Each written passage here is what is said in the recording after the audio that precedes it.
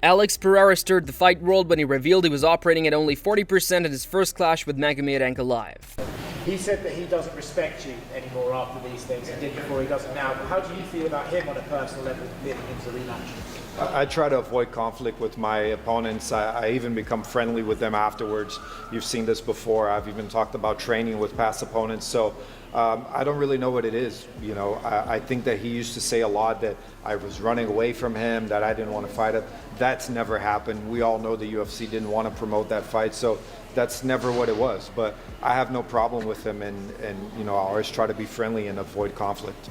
Pereira enters UFC 320 with everything on the line. His last fight against Ankalaev at UFC 313 ended in disappointment after a unanimous decision loss. It was a rare moment where the usually explosive Brazilian looked flat, unable to impose himself despite defending every single one of Ankalaev's 12 takedown attempts. While the Dagestani champion never managed to drag the striker to the mat, he still managed to outwork Pereira on the feet, landing cleaner strikes and controlling the pace over 5 rounds. For a man who built his reputation on highlight reel knockouts and dramatic title defenses, that result stung deeply. Ankalaev throws those beautiful shots to the body. He was landing some beautiful shots to the body, some twos to the old tits.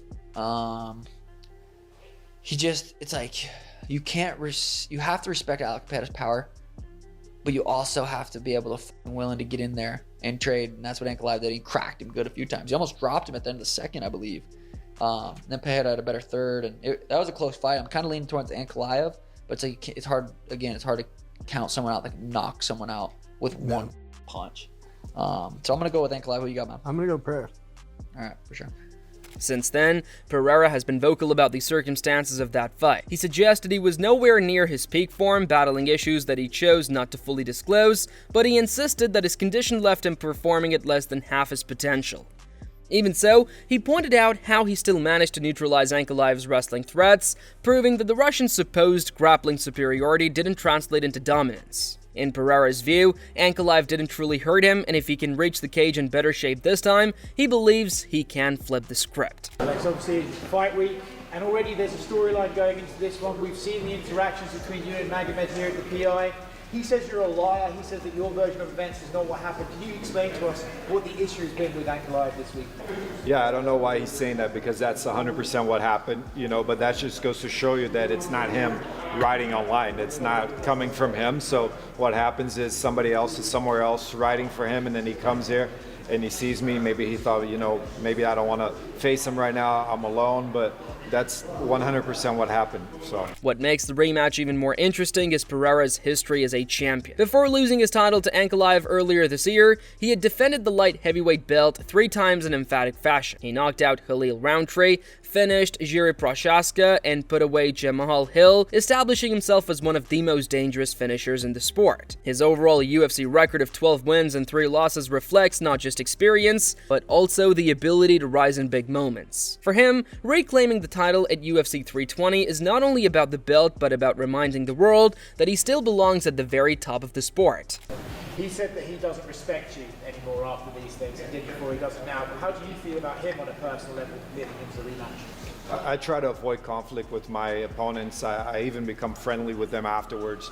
You've seen this before. I've even talked about training with past opponents. So I don't really know what it is. You know, I think that he used to say a lot that I was running away from him, that I didn't want to fight him.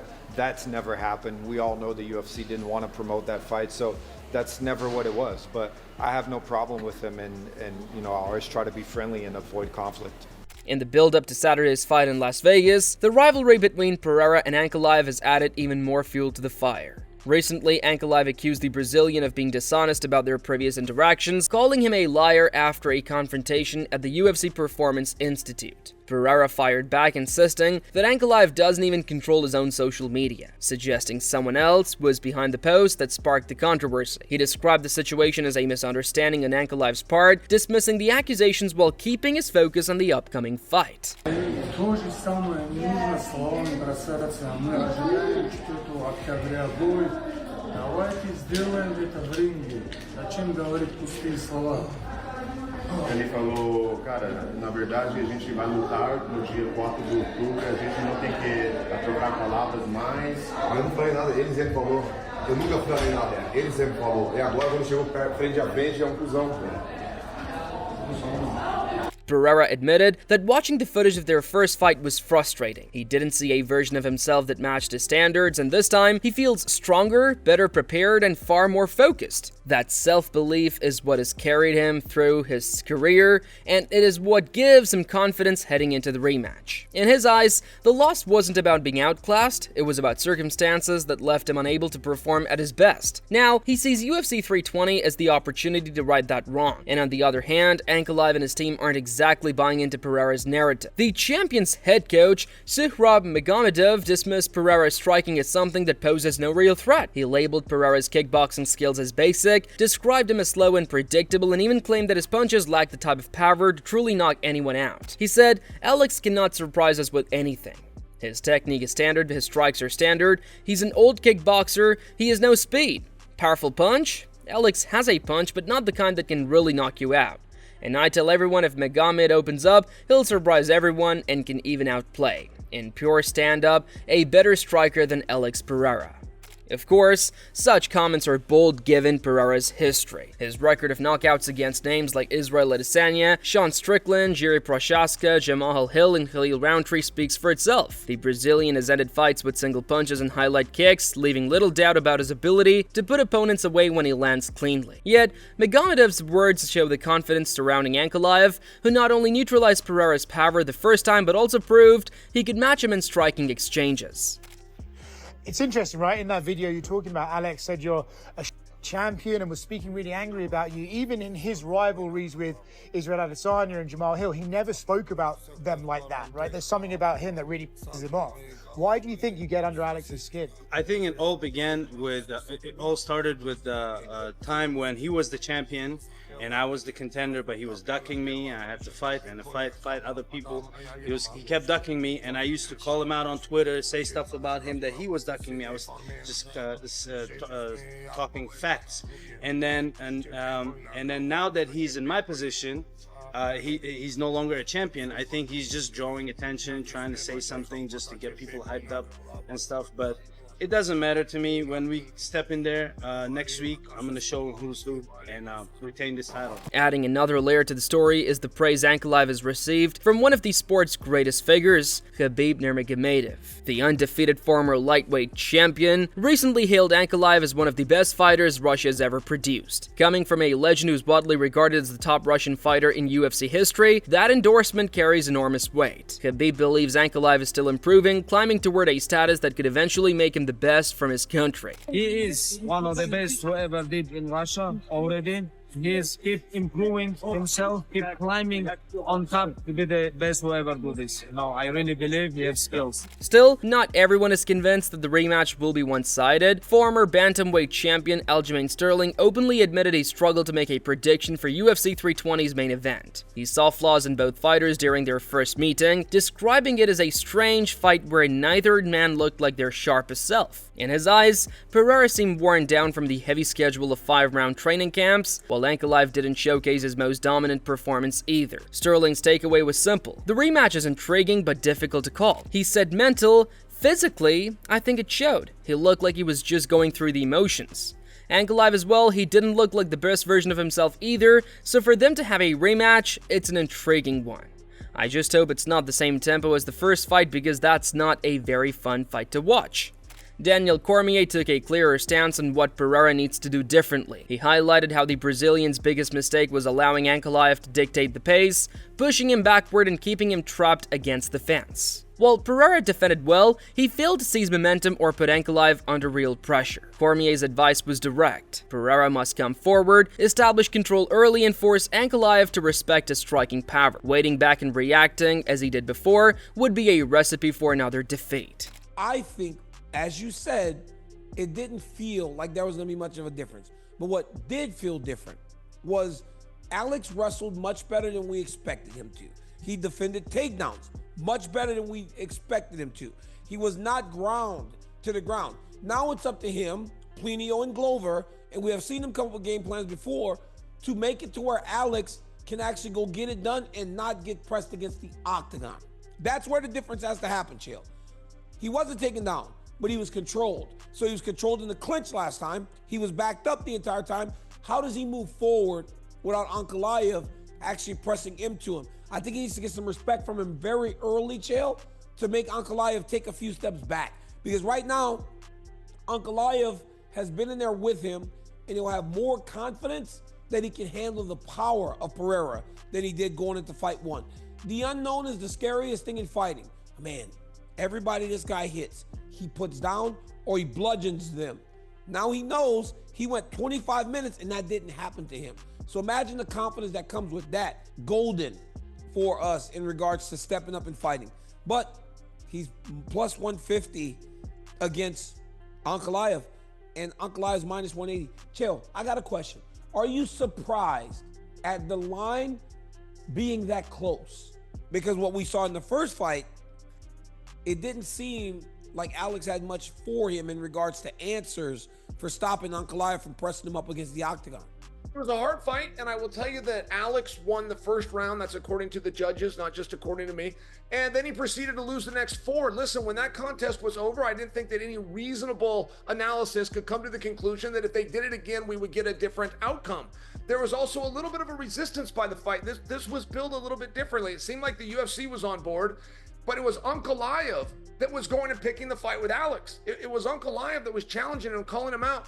And I only wonder, generally when a fighter will do that when he's the champion, when the champion starts calling somebody out, particularly a guy that he just beat, it's because his own social media, his own world, the bubble that he lives in, people are disputing it. People are telling, hey, you couldn't do it again. Hey, Alex was hurt. Hey, he fought 4 times in 9 months. Try doing it again. Something like that must have happened to Ankalaev. So I think that the audience perhaps saw it a little bit different than I did. But a lot of times I learned something from the audience. So I'm very open to this idea. But Daniel, how are we going to get Pereira to heavyweight? That's my question. And when he moved up to 205, people kind of misremember this. They think he ran through 85 so much we'll let him go. But that's actually wrong. He lost. He lost is the reason that he was able to move up. And I only share with you, if he loses to Ankalaev, I believe he will be a heavyweight. But I just believe that's the spot we're in right now.